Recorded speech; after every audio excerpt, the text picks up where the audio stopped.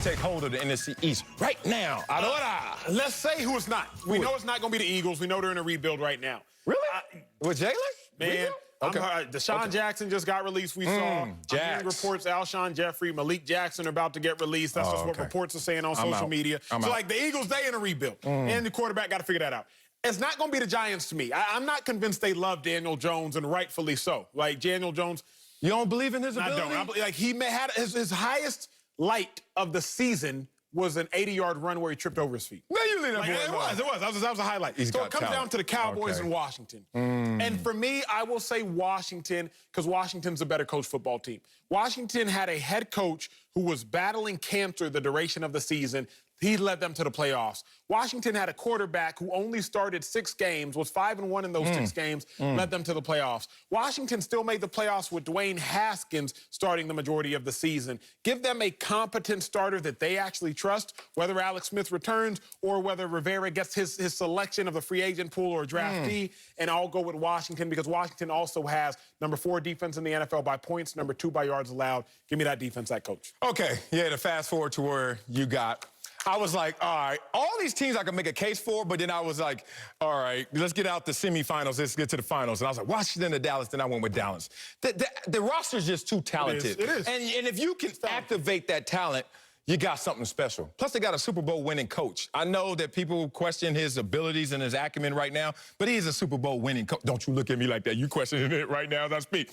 Amari Cooper in the building, Michael Gallup in the building, CeeDee Lamb in the building, Ezekiel Elliott in the building, Dak Prescott coming back. Why does that matter? Because last time that I checked, the team that won the Super Bowl this year was a 7-9 team last year that was 1 quarterback away. And they got their quarterback back, and they won a Super Bowl. Oh, you're trying to say Dak is Tom Brady? Okay.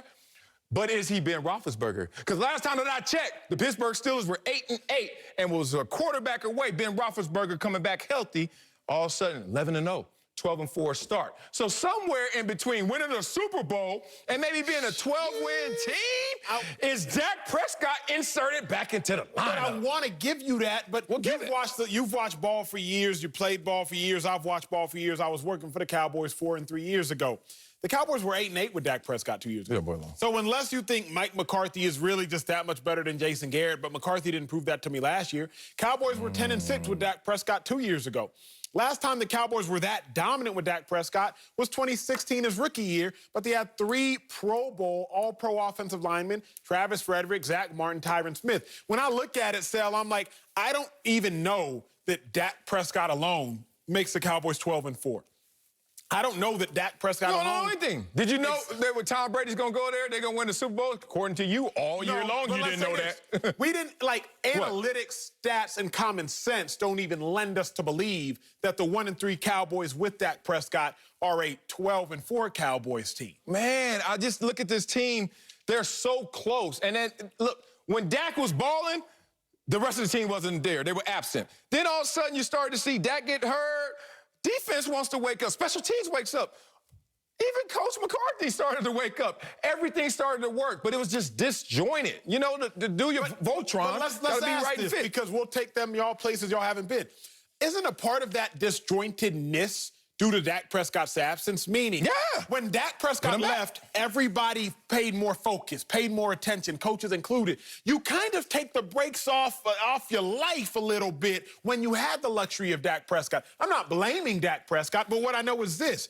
If Dak is present, the Cowboys were 8-8 when he was healthy. Tyron Smith was healthy. Travis Frederick was, I don't remember if he was on the team because he was having health issues. Zach Martin was there and he was healthy. So even with Dak Prescott, Cowboys have only won 10 games in the last 4 years at best. I don't know if Dak Prescott alone can get the job done. Coming up, Uncle Jimmy is here to help us wrap up the week. Stop looking at me like that, huh? That's next. Yo, this daddy